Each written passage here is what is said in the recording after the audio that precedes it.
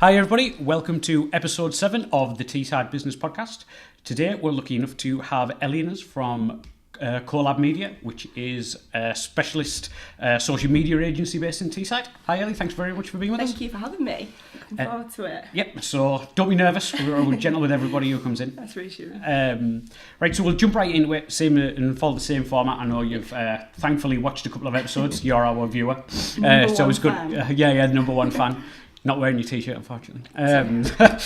So, before we start obviously talking about Collab Media and everything, tell us, I know because you've got kind of like a very good segmented way how you actually came to, start up Collab and everything like that. So, what did your career look like before you started, obviously, the agency? Yeah, so it seemed like it was almost like a natural progression for me. So, started blogging it's probably more than that, probably about 5.5 years ago now. Yeah.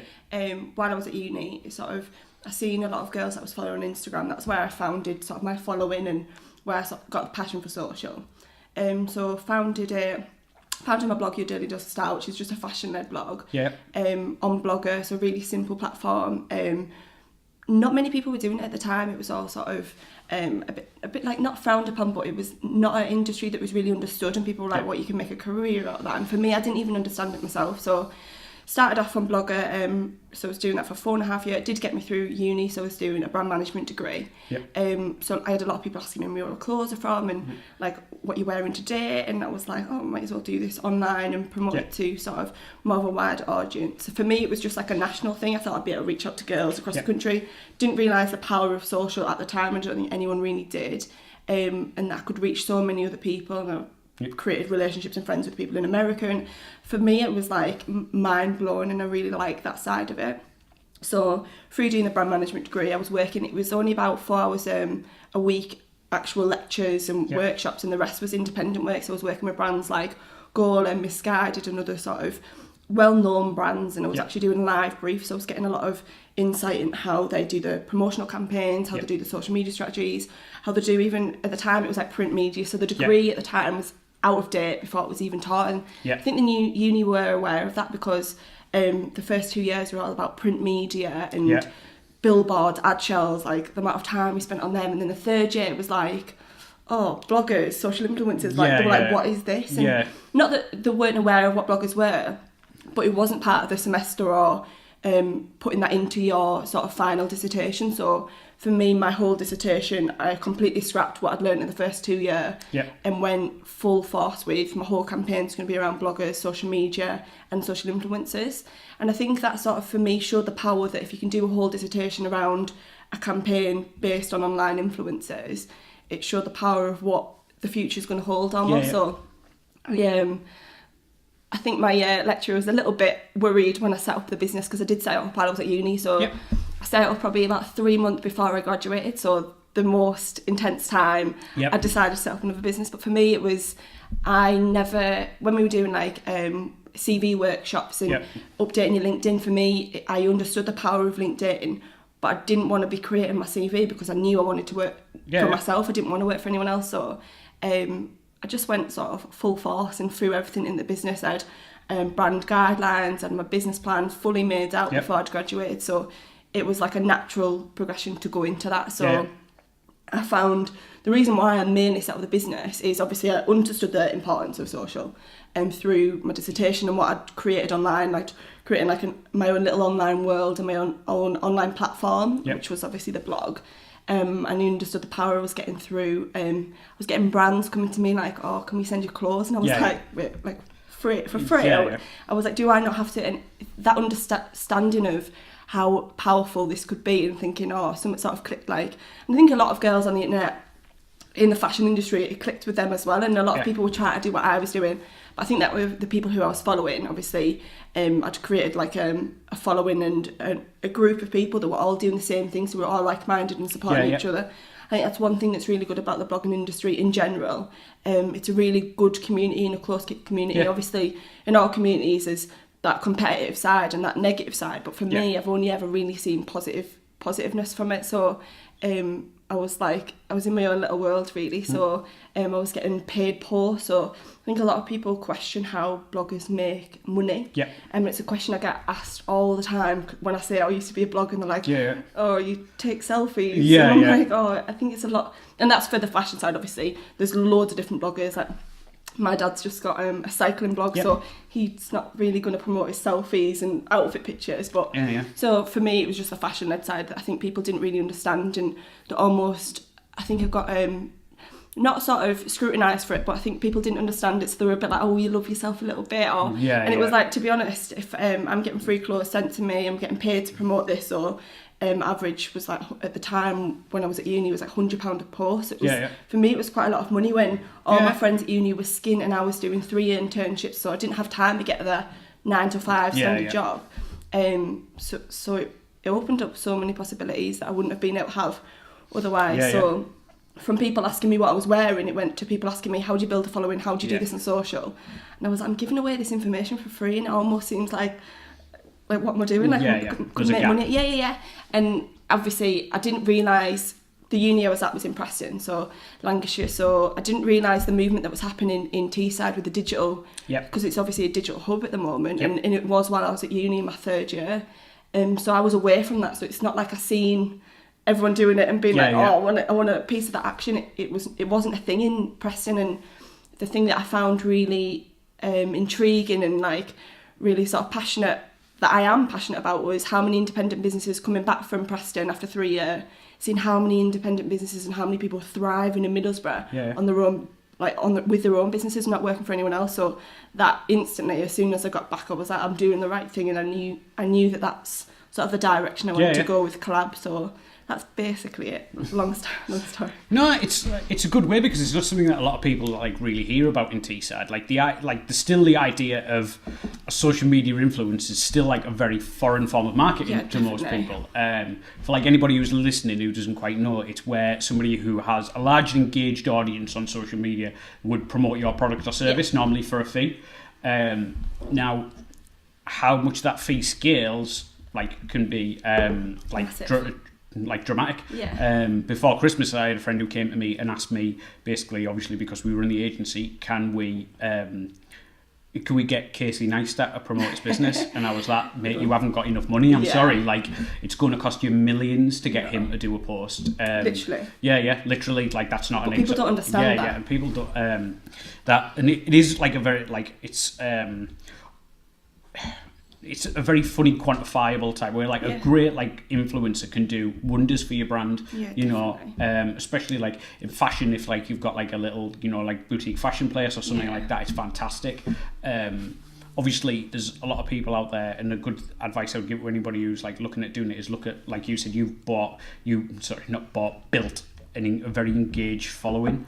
And that's what a key thing to look out for, because you know just as well as me that you can leave here and buy 1 million followers for nothing at all. And it happens all the time. Completely. And it is part of the industry, and there's probably many out there who do have a very engaged audience, but think I'll just stick an extra 10,000 on. But then 10,000 aren't ever going to engage, so they might as well not be there. They're not people. They're just obviously fake accounts. They just sit there, and many people have done it. But influencer marketing is a massive thing, and interests. Blogging of itself is a really interesting way, because obviously in the early 2000s it kind of Blogger came, and that was the first thing that allowed obviously because it's part of Google's platform, allowed AdSense and things like that, and a lot of bloggers making a lot of good money off AdSense. That's how I started out. When you almost get that first check, it's is this a joke? You don't sort of, especially when it started out, you don't understand the power of what's happening. No. Because it was completely movement. Same with YouTube. Yeah. And if you get on a platform early, yeah, the likes of Zoella and Alfie Days and all them sort of young millennial influencers, if you get on that platform early, which they said that is the root of their success, hands down, because they've hit into that little niche, and I think it's so important. So when new apps do arrive, like we were talking about Vivo the other day, you almost, even though it's a new thing and you're like, oh, another social media, you almost have to just delve into it and just see, might as well get onto it, because if you do get that little niche, you're going to get growth with it. Exactly. A classic example of that, if any, obviously a lot of bloggers then became vloggers that went on YouTube, etc., and have made like an insane amount of money in it. Like, there's people who make, like, for video millions and millions of dollars, you know what I mean? Like, obscene levels. Casey Neistat being one of them. There's young girls that are like 16 in the bedroom and they are raking in more than their parents' joint, and it is mad. It's a money making business. Oh yeah, sure. Completely. Like look at that PewDiePie, who's the number one person on YouTube. I think it's about 60 million followers he's got? It's around that. He's just hit a big milestone. Like, no one will ever catch him because he had so much of a land grab at the beginning. Doesn't have to put any videos out anymore. No, that'll be it. Like, he's, like, God knows how much he's worth, like, but he just did it. And, like, for people who don't know about influence market, when you look at it, you think, what the hell is this? But that kind of stuff's evolving all the time. We see, like, a massive thing recently with Twitch, that Drake jumped on Twitch. Yeah. And mainstream people are going to sort of... And that, like, blew up, and that'll be, like, the next big thing of gaming, etc. Well, everyone said that Twitch is almost going to be the biggest competitor for YouTube now, which I think at first YouTube thought Facebook, with obviously the new video, and I think Twitch has just came along and thrown that off. But, like, next week Vine 2 could come along and that could throw everything. You never know what's going to happen. So the only thing I would say is, like, for obviously everybody talks about, like, so-and-so taking over so-and-so. I never think any platform will really take over Facebook, purely... Like, a lot of people don't even realise that Facebook owns WhatsApp. I think like, they don't realise the power, and I say that the algorithm's really similar to Instagram. Like, sort of, they turn the nose up and you're like, you do know they own, and it's like, same company, it's so interlocking, and I think Facebook is the hub for everything. Yeah.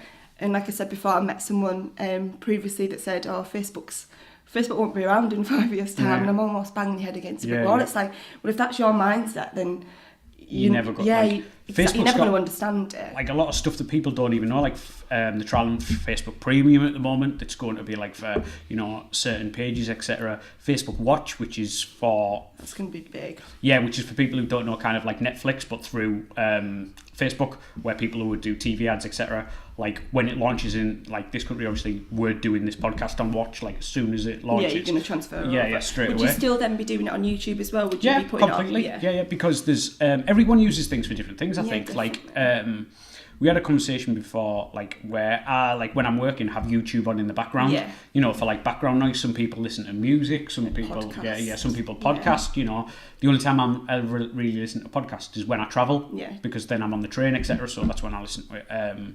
But I think there's always, like, there's a benefit of doing very different things, and we've talked about it previously for anybody who, like, looks at social. Not every platform is right for every single person. Definitely not. So if somebody's, like, for fashion blogging, etc., if we use that example, like, Instagram's perfect for it. Yeah, it's a visual platform. It's a very visually rich platform. With Twitter, there's Twitch. I don't know, for me, there's a platform for some... There's an argument to be made for everything, isn't there? Yeah. But, like, if we always say to our customers, if it was my money that I was spending, right, then I would, like, if it's, say, a fashion blogger, I wouldn't put them on LinkedIn before I made sure that they were on Facebook, Pinterest, and Instagram. There's priorities over.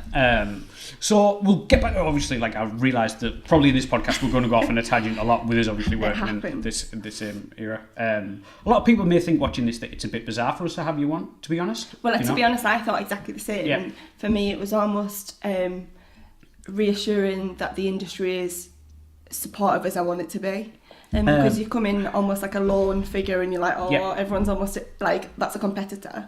And for me, it's like collaboration. Well, the business is called collaboration. Like, that's how I want. And obviously we won't go into details, but we do business together and stuff like that, so it's like, I don't think that everybody needs to be, like, if everybody had, like, a real world look at it, they would realise that businesses kind of do multiple forms of advertising. So they might still do a bit of print, they might do some radio, they might do SEO, they might do pay-per-click, they might do social. So a lot of people, the problem is that, obviously, not a problem, but we've discussed it in Teesside, that everybody does a bit of everything. So they see you as a competitor because that's just another slice of the pie they can have. But Collab's not like that, obviously. You just do... Specialise in just social. So... Tell us a bit about obviously Collab Media and stuff, like how it started, what kind of I'm very interested for you to talk about, like, I was about to say the female side of it, but that's not the right term. So you're doing a lot with the industry with Collab for, like, networking and stuff like that. So if you want to talk about that a little bit, because that'd be great for a lot of listeners. Obviously, you are the first businesswoman we've had on the podcast. Oh, really? Yeah. We've got more lined up, but thankfully, you know, it's an honour. Yeah. So you are the first one. That's good. So like, what kind of stuff like does Collab do for businesses, etc., in the area and things like that? So what does it look like, the service that you get? So for me, the main seller is the complete collaboration. So that is all social media. Yep. So I understand that businesses understand the power of social. So that's the first hurdle that we sort of come to, and it's like, do you understand the power? And if they do, then they're going to be completely on board with what you're sort of giving the pitch to them anyway, because if they understand the power, then they're going to understand what you're doing. Yeah. So the job that I do for majority of the businesses in Teesside, so it's the main so I've got 3 packages. So there's complete collaboration, social media takeover. So that is literally just giving sort of help and advice, basically like a SWOT analysis of your social, and giving a feed template of sort of, especially for Instagram, the feed layout, because them first 9 images are the most important, and ensuring people's profile pictures aren't pixelated and the graphics are good, and the bio, basically just everything that you'd want your professional sort of social to look like. And then there's the other side that's like the tutorial side. So the complete collaboration is Facebook, Twitter and Instagram are the 3 main platforms I work with. I also offer LinkedIn advice. I don't personally manage LinkedIn's because I think they are quite a personal, a lot of people use them more for the personal profile side, and obviously there is that business side, but I think more people use it for that personal and just put some updates on there. We offer blogging advice, blogger writing, because obviously the blogging side is where I come from, so completely. It's quite important for me to stick to your roots, but it is sort of sticking to what you know and using them tools to help other businesses. So we manage, I think at the moment we've got like 25 accounts that we're managing, so that's all 3 platforms. Obviously we've got some things in the pipeline, so that'll take up across all businesses. There's a place for every business on the internet. I think some people don't sort of realise. So I've had people coming to me from sort of a care sector and asking, is there a space on the internet for me? And I'm thinking there is always that little niche, and I think the smaller your niche, the better you're gonna do. So I'm actively going out and promoting sort of the power of social and pitching these things.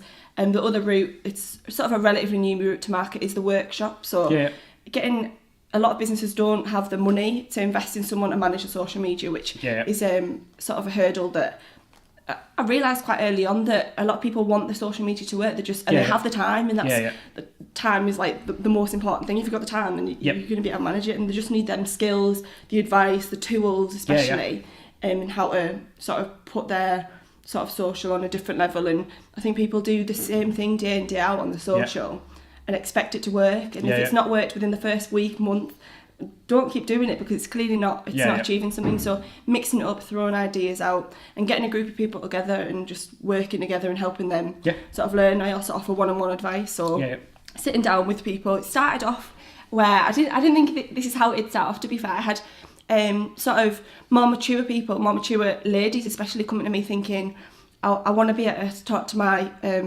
daughter in Australia, I want to be able to do this on social, or I've got a craft business, I'm retired and I really want to promote it on Instagram. And they didn't even know what hashtag was. And like, that's where it went really back to basics. And for me it was like, oh right, okay. And they were like, speak to me. There was one woman I met and she was lovely, and she said, speak to me like I'm a 3-year-old. I was like, I don't want to be patronising to you, because like I just didn't feel natural. And she was like, no, I literally don't know anything. And for me it was like, I had a question, what is social media? And I was like, oh my god.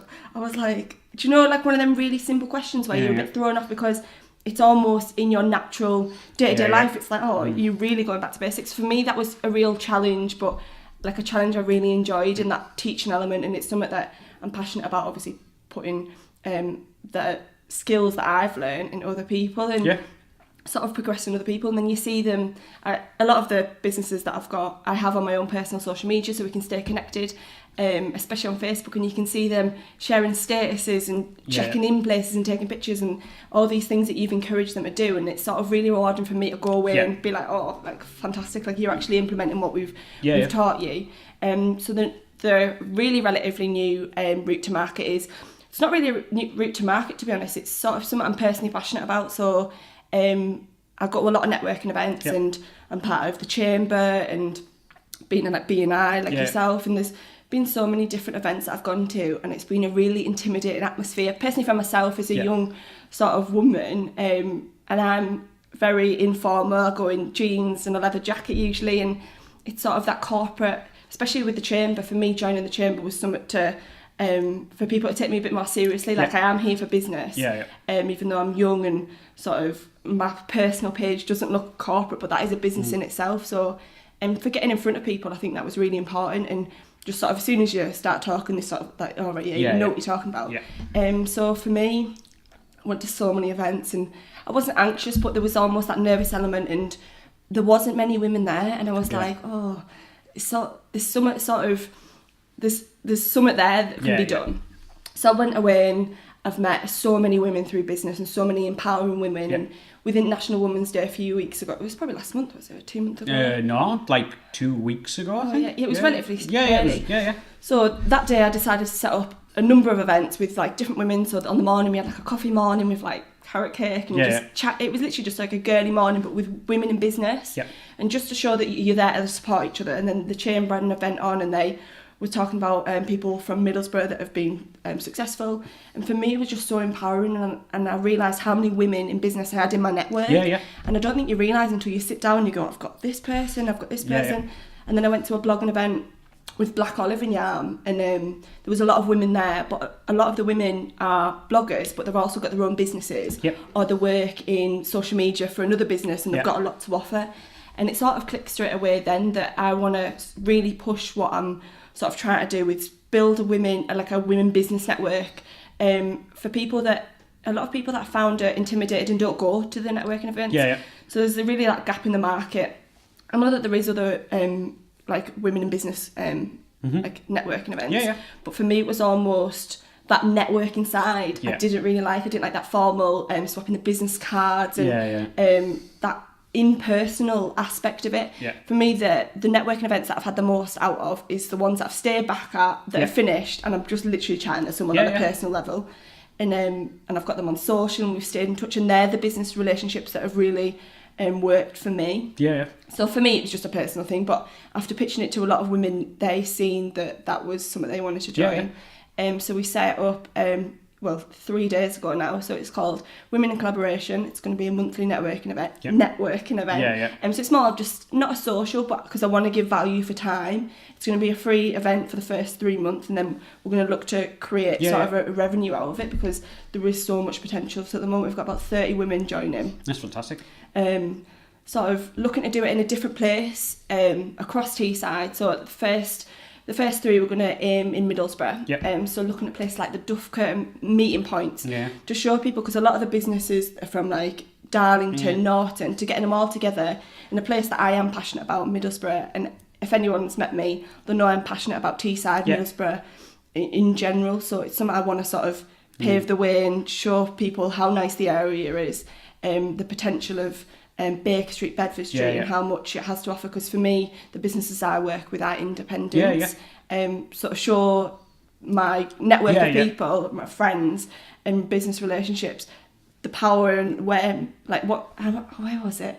I took a group of ladies to Mima, and the coffee shop in there. I think it's owned by the Waiting Room that's in Yarm. So I took them there, and they were like, I didn't even know this existed, and I was like, wait, what? So every time, it started off literally coffee mornings, and we were going to a different coffee shop every month, and I was like, oh, this is Baker Street Kitchen, and this is Duffer, and we had a coffee in there, and they were like, oh, like, you really showing us sort of the positive side of Teesside, because they only seen the negative side on mainstream media. And they're just from Darlington and places sort of a bit further afield, so I think, I was like, this is on your doorstep, you've got that power. So, as I say, it's going to be sort of, I think the way I'm doing it is quite an informal way. So we put a poll on Facebook yesterday of 3 dates, like which one would suit you the best. So it's the end of this month, I think it's 24th. I'm going to do it probably in Duffer, and just all meet. And I want sort of to give value for time, as I say. So I'm going to be standing up, giving a bit of a speech, introducing everyone and saying, sort of, I think with networking events, walking in is the worst part. Yeah. So if you're walking into an event and there's a friendly face that knows you, have met you on social or has that relationship and brings you over to the group of people and then introduce you to 3-4 people, straight away you're going to feel a lot more comfortable. And I think the feedback that I've had from the women is this is exactly what I need. It's empowering. And that's all I want. I just want a really nice group of people to get together and support each other. And then it could go to holding events in, I've got boutiques, I've got beauty salons, holding the events in their businesses. And then you're showcasing their businesses on their behalf and holding an event in there. And I think it could go so many different ways. And I think me and the lady that I'm doing it is Sarah. She's from the Drone. I think is Dan going to be on? Dan's going to be here from not DJI. They make drones. DJI. So my brain is working. They're coming on the podcast. Dan's coming on. So Sarah is someone that's going to be a part of that with me and supporting me and helping me sort of create this network of people, because she's from a more corporate background and I'm from more of the social, the blogger side. So I think bringing them two industries together, we'll get such a broad range of women coming together. So we'll have, obviously, there's going to be fashion bloggers there, there's going to be lifestyle bloggers there, but there's also going to be beauty brands, fashion brands, but then there's still going to be the corporate side, so getting people from the council, just people that I've met on a day-to-day basis through business. So it's going to be, I think, having that broad range of people that everyone can offer something. I think it's just going to be such a bit of a movement, I'm hoping. It is, it's a really good way to do it. Obviously, you know, it's something, networking is something that is big in Teesside, because you've said the word now, you're going to get 1 million invitations to them all when this goes live, of them trying to get you to come as a visitor. Obviously, we've mentioned on previous podcasts for people that we've done networking and looking at other networking, but it has become a bit of not a dirty word, I don't want to say. For me, it's just sort of that personal aspect of business that is so important gets completely removed from some of these events. And I think some are really successful and some I've been to, I'm like, oh, that's what I want to sort of amount to. Where others I've gone in and I've left thinking, oh, well, that was a waste of time. The best events that you leave and you're feeling motivated and you're like, oh, I can't wait to connect with them on LinkedIn. Or actually, I get about 10 LinkedIn connections. I'm like, I can't even remember meeting you. And that's where that impersonal side of it is taken away. Like, I've had a classic thing, 2 things recently at a networking event, where one, I went to a networking event and the person just added me to their mailing list without asking. So I was that's just rude. I was like, right, so and they did it to everybody who was in it. It wasn't just me, they did it to everybody. And then another person added me on Facebook, and then as soon as they did that, sent a request for me to start liking their Facebook page. And straight away that in-person, that level goes. You know, it's like etiquette, social media etiquette, isn't it? You just don't do it. But it can be like a great thing. I do want to talk about like women in networking, obviously, because it's like obviously like what you're doing is incredible. And for any women in business, whether you are networking because you work with somebody or are looking for something, I highly recommend you getting in touch with Ellie, because I think it is a brilliant thing. But from like, obviously you've got a unique perspective, that obviously you're like a woman coming in, and like you say, it is skewed. The number of women, business women to businessmen is skewed. Like the rate there obviously are in a smaller minority, but are fantastic. And then obviously there's been a young woman as well when you go into networking. Do you find there was a bit of a barrier going in for you being like a young woman? Do you think people looked at that was my main sort of thing I had to overcome, and the main difficulty I had, and I think it was my own personal insecurities, and I don't think it was created by anyone else apart from myself. So you walk in, the first one I went to, I think it was a chamber event, and naively went in jeans and just really casual, because that's the social media is, you know, it's a laid back industry anyway. And I walked in, I think there was probably 2 females there and the rest was men in suits, and I was like, oh, this is everything I don't want. And the first person I met was Tom Warnock from the Chamber, and straight away relaxed me and really eased me into sort of the networking. But it was in Middlesbrough Football Club as well, so straight away it's an intimidating atmosphere anyway. And I did get a client out of that, so obviously it was successful, and it was worth doing, but it just wasn't me. And I think the more you go to them, the more relaxed you get. But for me, if someone knows me through my blogging side, which I think a lot of people sort of that I know through business knew me from, they see me as a young girl taking pictures of the bedroom and taking pictures in the mirror, and there's not that business side, and obviously they don't see that as a business because they don't know the logistics of it, but it was. So I couldn't get rid of that personal online persona, because that was making me money, and it's something I'm passionate about, and that is a hobby. But straight away, if you get me on LinkedIn, it's a completely different person, and it's that more professional business side and the entrepreneur that I feel like I'm trying to be. So I think that was just, I think getting in front of someone and having that conversation straight away took away that, like not stigma, but that preconceived section. And thankfully, you know, there are plenty of people out there, and the majority of people in Teesside even, you know, will speak to you before making their mind up, you know. Definitely. And I think I didn't think it was like that until it sort when of you reassured. I could understand it, you know, especially like, you know, there is the generation of coming through now where a lot of people are starting up businesses, etc. But like the generation above us are probably, you know, business people are probably, you know, anywhere between, you know, the 40s, 50s and 60s. So they do have a very like, as we will, when we get that look at how business should be done. And most people are open-minded. I remember, I don't know if, I think I told you the story before about somebody who wouldn't do business with us because... Oh, you were in a hoodie? Yeah, because I was in a hoodie. Ridiculous. And he purely said it's because I wasn't wearing a suit. Which, you know, there's plus points, and I thoroughly respect, like, for certain meetings, you know, you should dress. And we were joking before that we were going to start a fashion blog and it's just going to be me in a hoodie, which would be terrible. But it is something that is changing, and the thing that I think where the perception is because of how we consume media is different. Yeah, definitely. So probably like I'm going to sound so old here, but like for like your generation and stuff like that, you've probably never known a world without a mobile phone that was connected to the internet. I'm probably right on the brink of it. Are you right on the brink of it? Where MySpace was a thing. Yeah. And it caused a lot of drama at school, but it was never like dominating my life. And I think I had like a Nikon with like... were you like MSN type when we were at the end of MSN? Just MSN. So it was really sort of... We didn't understand the power at the time, and I don't think anyone did. It was just delving into it a little bit, but it didn't consume my life. And at school you couldn't get it because you didn't have internet on your phone, so it was sort of... You were just before it. And I'm so glad. Oh yeah, so like glad. I don't think a lot of people realise as well that it's just how people consume things now. Like we don't get to pick what works and what doesn't. Like I always joke that I'm originally from print media. I wish it was still like that. It's a lot easier than you know producing content at the scale that we do. But it's crazy to think now that people are walking around and they've never known a world without they don't have the entire knowledge of all of mankind just in the hand. Just Google. You know, like I feel sorry for teachers. I would love to have a teacher on actually. Like if anybody like, you know, runs an academy or something like that. We have got a woman coming on called Ellie Rees, who's an author. Got like currently doing a PhD and stuff like that. She's from education, so I'm good to like get sort of her side perspective. She's fantastic. She got in touch with us recently and she's coming on, so we're very much looking forward to have her on. So you mentioned before, obviously, like the business in Teesside being like digital, and it is. You know, we have like got a great we have got, and thankfully that is. You know, no part down to Middlesbrough College and Teesside Uni investing in it. We've got great initiatives such as like the Boho buildings, Double 11 building, you know, all those kind of things that are set up for tech.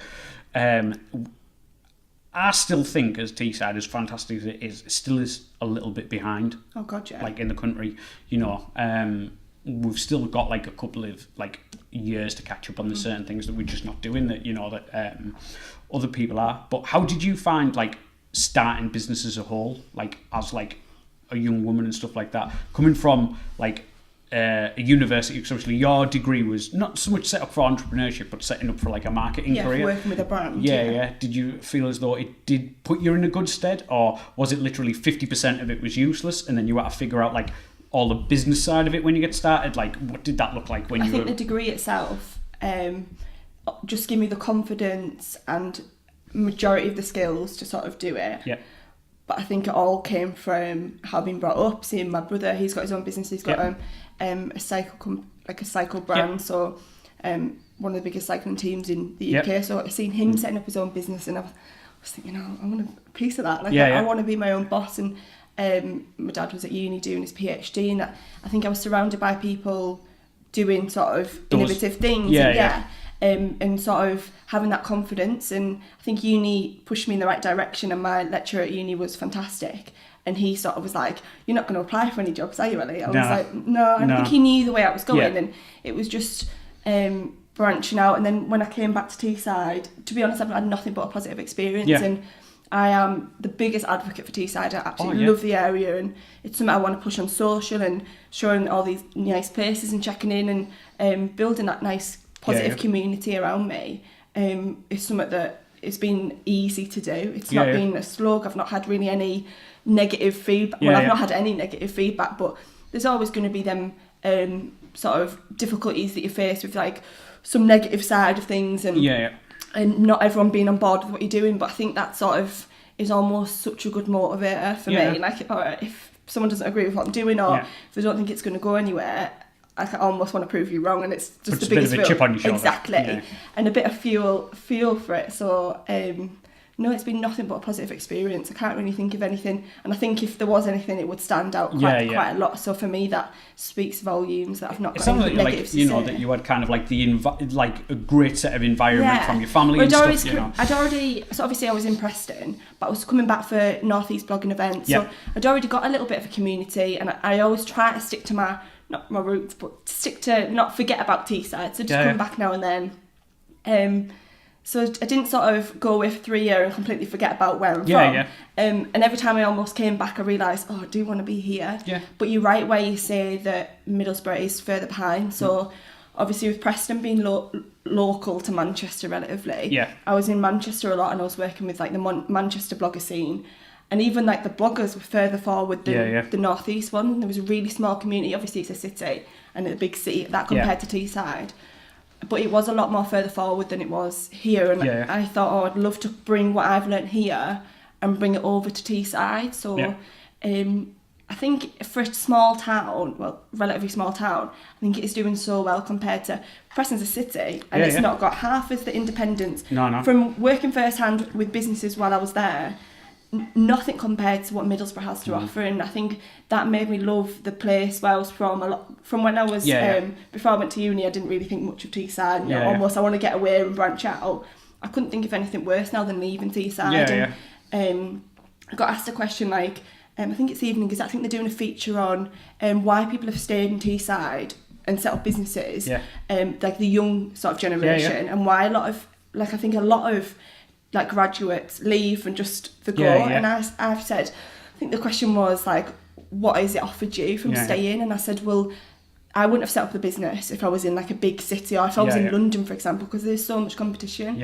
I think because it's more of a niche around here, and that there's so many more opportunities, and I think you've just got to go out and get them opportunities, like take what's on your doorstep. And I think a lot of people just think, there's not, and leave. They don't give it a chance, and for me it was giving it a chance, and I think it's the best decision I've made so far in staying here and working locally. I think you've got to stick with what you're passionate about, and absolutely, if that's Teesside, and for me it is. So like it's a fantastic movie, but it's I always think it's not, I was going to say odd, that's not the word I want to use. It's different how like for people listening and stuff like that, like if you haven't started a business, or you're thinking about starting a business, like in a lot of cities, especially tech-based businesses and things like that, or restaurants and stuff like that, are generally started with investors. So they would there's something called an angel investing that's very big down south and things like that, where people would give you a lump sum of money, basically like Dragon's Den, if you've ever watched that, for equity in your business. But that's very, very popular at other places in the UK.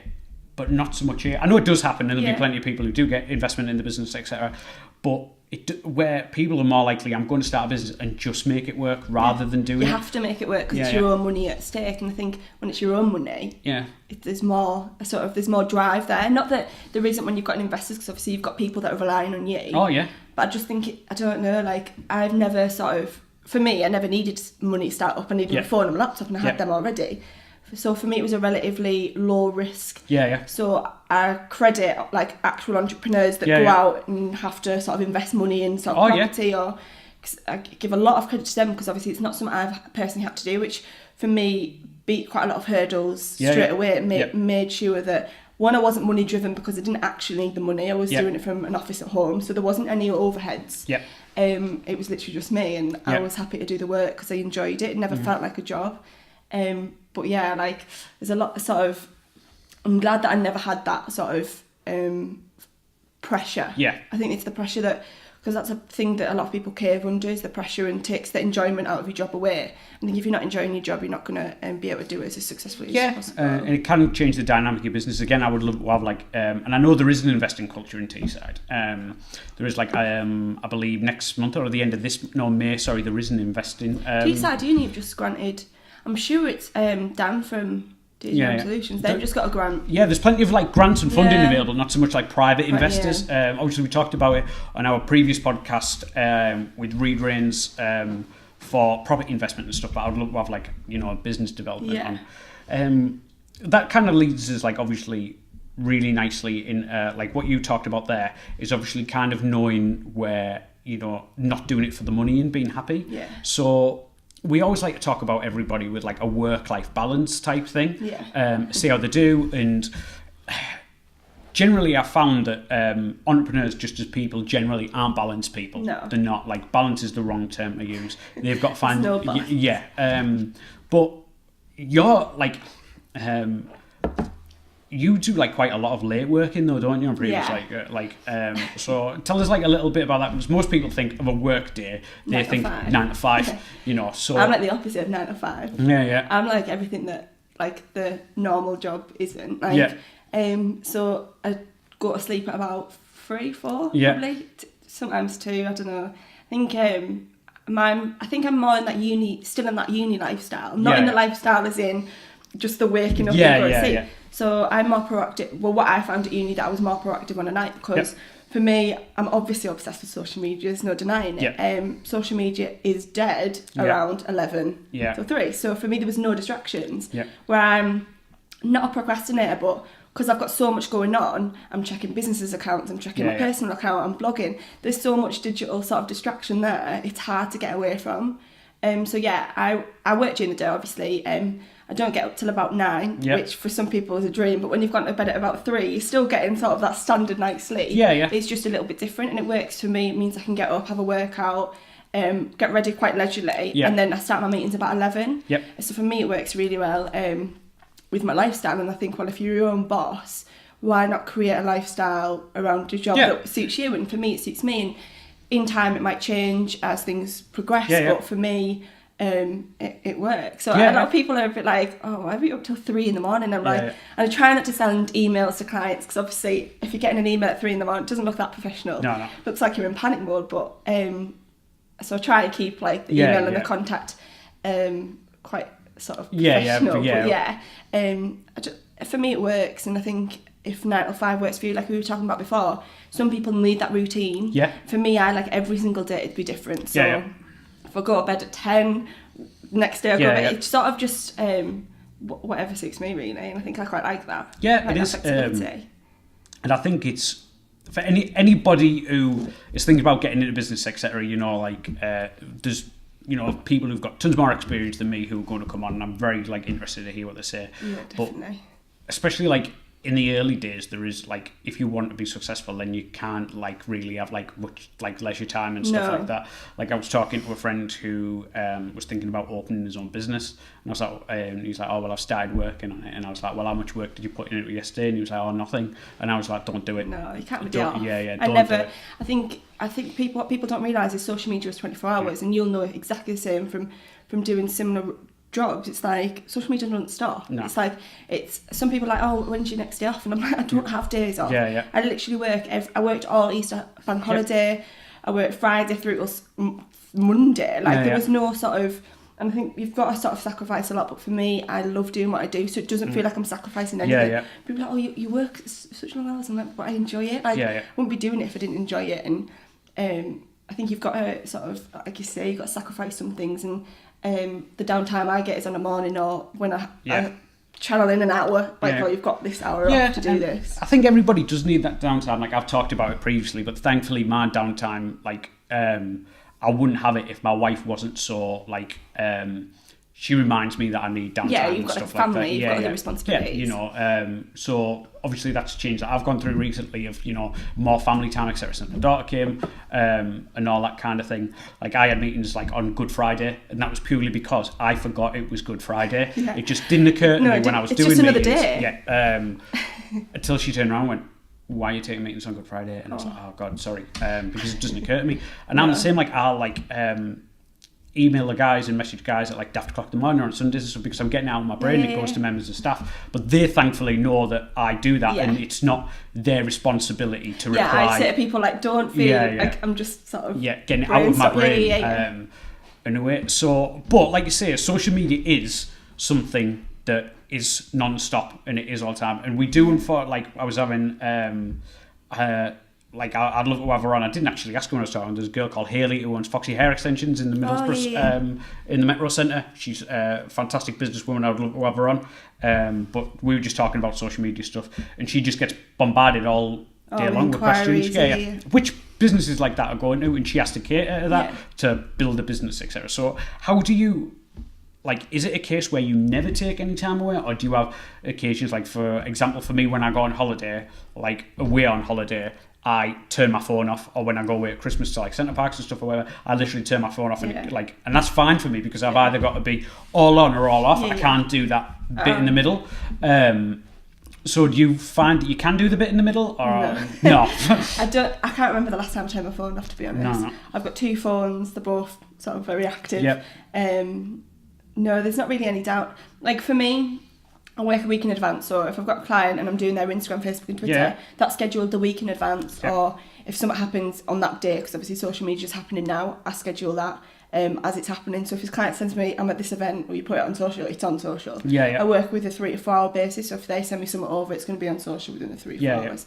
So for me, that's really important because social media is happening now, and if I don't promote it, then it's going to be sort of old news.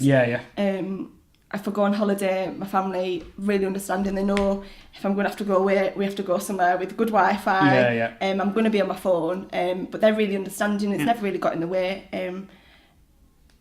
Clients are also really understanding as well, to be fair. If I say I'm going away, but your work is going to be done, they understand that. They know just because I'm off doesn't mean I'm off. It's still happening, and I say don't worry about not messaging me because it's important to me as well. So. Just because I'm going away, I don't want their social media to slip. So that level of work is really important. The times that I get to switch off properly, probably not very often.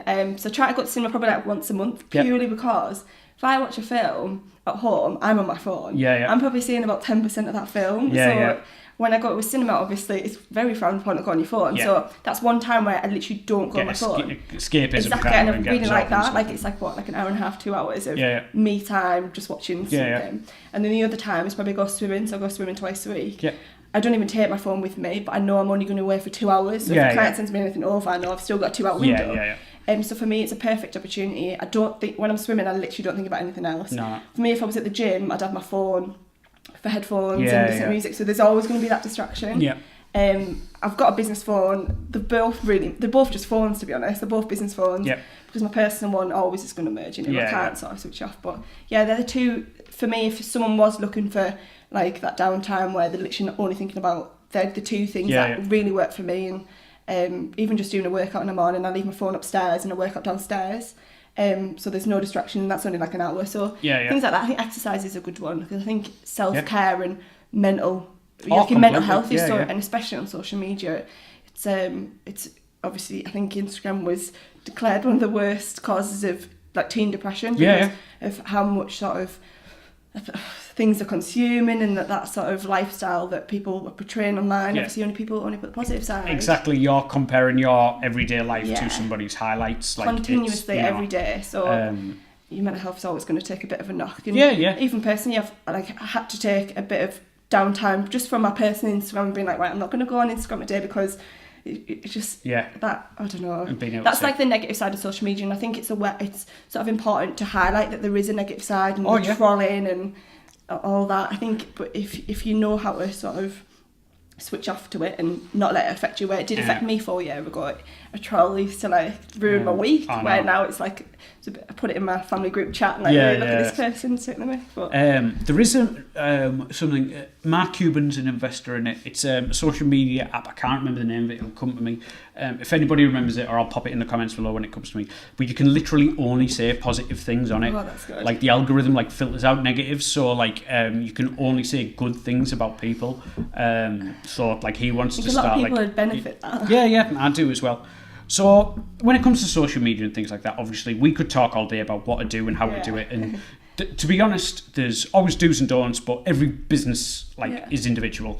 So there's almost no rules. Sort of. Yeah, and there is we do a huge amount of testing across things, and we're very lucky that we can communicate with Facebook directly to ask them questions and all that kind of thing through the agency. So if you were to give 3 pieces of advice for somebody who is they've started their own business, they've been going a bit of a while, they're not at the point where they can hire anybody to do it, or have an in-house marketer, what 3 pieces of advice would you give them on their social media where they would start making an impact and a difference?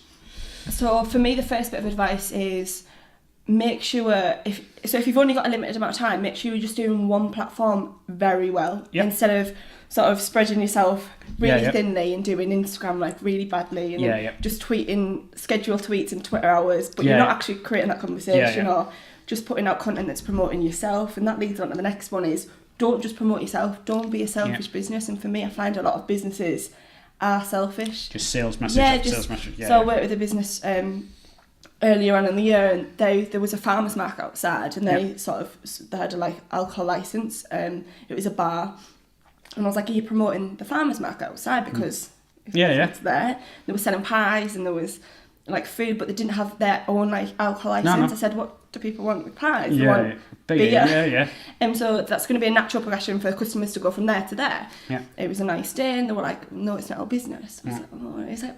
Oh, but they have value to you. If you're bringing people into the area, promoting local things.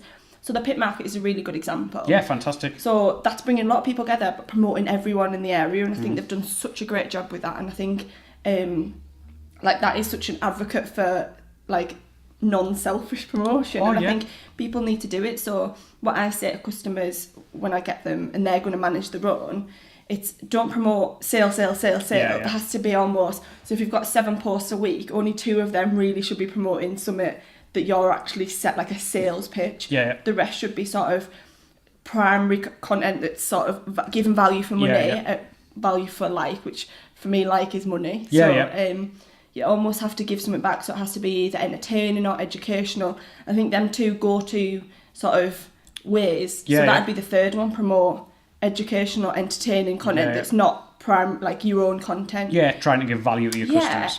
I think you've got to, obviously, if someone's liking your page, you've got to give them sort of something in return. So offering them giveaways, doing competitions, giving them sort of tips and tricks for free. I think a lot of people, for me, it's so easy to do. I know a lot of industries it would be a bit more difficult, and you've really got to get creative with your content. But for me, giving social media tips away for free, it's not going to take anything away from my business, but it's giving value for. And it's something I want to put into the workshops and the sort of networking event that I'm doing. Give them information away for free because it's only going to benefit others. So promote different businesses, promote networking events, and I think you've got to do the same online. I think as soon as you do that, I think you've hit the jackpot really, and I think it's relatively easy to build that relationship, and that them types of content are going to get engagement, and that's what I say is so important. I think you'll be the same.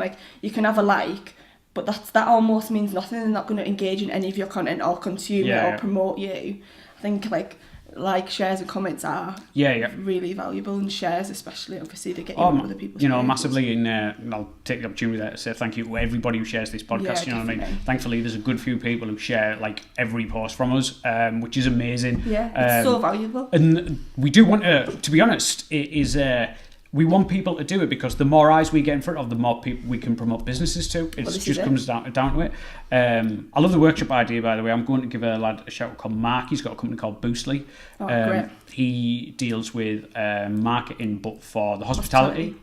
Oh, you know Mark, don't you? And he's shout out for Mark. And he's obviously Booking.com and TripAdvisor and all that kind of stuff. So that's he does workshops and stuff, which is a brilliant idea. He does quite a lot of vlogs, but on Instagram stories, which I think does. Every day he does a vlog, doesn't he? He's very open about his day and what he does, and he's documenting. It offers such sort of before I met Mark, I was a bit sort of wary about meeting people from the industry because I didn't know how people would sort of take information away from you. So I sort of declined the offer to meet him straight away. I think that was just me being sort of naive and quite cagey when I started out. I understand that. Sort of you don't want to get burnt, and I had previously got a little bit burnt, so I after probably 6 months of following him on Instagram, he was putting these Instagram stories of his day-to-day life. And for me, I had that personal like connection with him, even though he probably didn't even know I was watching. And he was sort of putting himself on the line. And for me, it showed he was such a family man. He wasn't money driven. He was passionate about the business. And straight away, he messaged me about 6 months later and was like, can we go for coffee again? And I was like, because I know like what sort of person you are, and that's the power of social media. And now we've got that business relationship, and if I didn't sort of consume his content, or if he didn't put that sort of content online, that relationship wouldn't have been made. And that literally just shows the power. And for me, I think showing that personal side. And I encourage businesses. So I just took on a fashion boutique, and the first post I encouraged the lady to run is called Christine Alexander in Norton. So it's a fashion boutique. Upstairs. Upstairs above Cafe Mason. What's her name? I know her name. Charlotte. I've met her. She's fantastic. So she's going to be coming along to the Women in Collaboration workshops, along with her mum, who's got a florist, and along with Tennille, who's upstairs, which is another boutique. So straight away I said, what you got to do is put yourself on sort of on the line almost. So she wrote a real personal post about like love and relationships, but that got engaged. I think it got like 100 likes, and straight away she was like, I think she was almost blown away, because she's never really put it was a personal picture, it was a personal story, but all them customers knew her because it's her business. Well, they come like part of the reason they come for her. They come for her. And they were all engaged, and there were so many comments. It was like a conversation, which I love conversations in the comment section. And straight away she got that. And that just shows the power. That was the first post she's done, and it wasn't done through me, it was done through her, because I want to make sure, especially when I'm managing an account, the brand is still the person. Because taking away that person element is only going to it's going to be sort of the negative effect. You want sort of that positive, and you don't want people to know that someone else is managing it. I think there always has to be that relationship with the business. So some businesses do, some businesses don't. It all again, it's case by case. So if anybody wants to get in touch with you, what are the best ways to get in touch with you in our chat? Whether it be for the female networking, the women networking, which is a fantastic idea, or obviously for collab, what's the best ways people can get you? So the easiest way is probably just through my website, www.collabmedia.co.uk, or through social, basically. So my Instagram's Ellie Rees, RWS with a double S. LinkedIn. Basically, obviously, you're going to be able to find me on social relatively easy. So if you just reach out to me through Collab Social or my own personal, I think I'm obviously checking it very obviously regularly. We'll link everything down below in the description. Brilliant. Thank you so much for coming on. It was great for having a chat. So if anybody needs Ellie, please reach out or comment on the posts below, and we'll happily forward that on. The Teesside Business Podcast is promoted and produced by Person to Person Marketing. This was episode 7. Thank you very much for listening.